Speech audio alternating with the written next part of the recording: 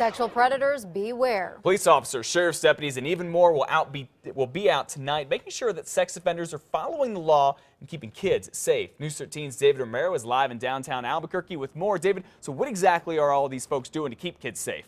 Matt, all those law enforcement officials are going to be doing a lot. In fact, a number of different agencies are coming together to make sure that kids stay safe and that sex offenders stay away from them. Now, those sex offenders are not supposed to have any Halloween decorations out or have anything that invites kids to go trick-or-treating at their homes. Now, we checked with Albuquerque Police, Bernalillo County Sheriff's deputies, and probation and parole officers. All of them will be out making sure that everybody stays safe tonight. Now, we know probation and parole officers will be looking after about 200 sex offenders, and 30 deputies from the sheriff's office will be out and about in the county tonight.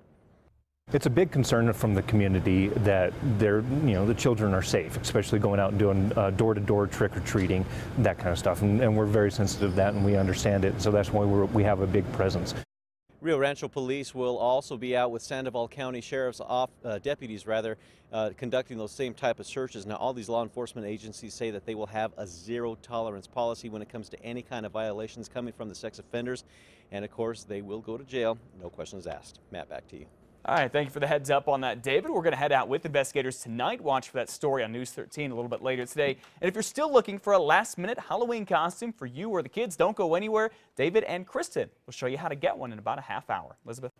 A man shot by Albuquerque police is now suing the city. Police say Chandler Barr was going after an officer with a butcher knife a couple of years ago. The officer shot him twice in the stomach. Barr's attorney claims he had mental issues and was trying to cut his arms with the knife. The officer who pulled the trigger was cleared of any wrongdoing by an independent review officer. The city says it will fight the lawsuit. A firefighter in Santa Fe is now looking for a new job after the chief says she threatened a bunch of elementary school students after giving them a talk on fire safety. La Cienega's fire chief says this woman, Samantha Notke, and another volunteer firefighter were talking with kids about fire safety at Santo Nino Regional Catholic School after the chief says Notke couldn't find her wallet and thought maybe one of the kids might have taken it. So she had the principal take all the kids back to the cafeteria for a meeting. That's when one parent we talked with says Notke just snapped. She felt that there might be a possibility that one of the children might have taken it. Well, the firefighter, Notke, found her wallet a few hours later at the fire station. The chief fired her, but says she can reapply in 6 months.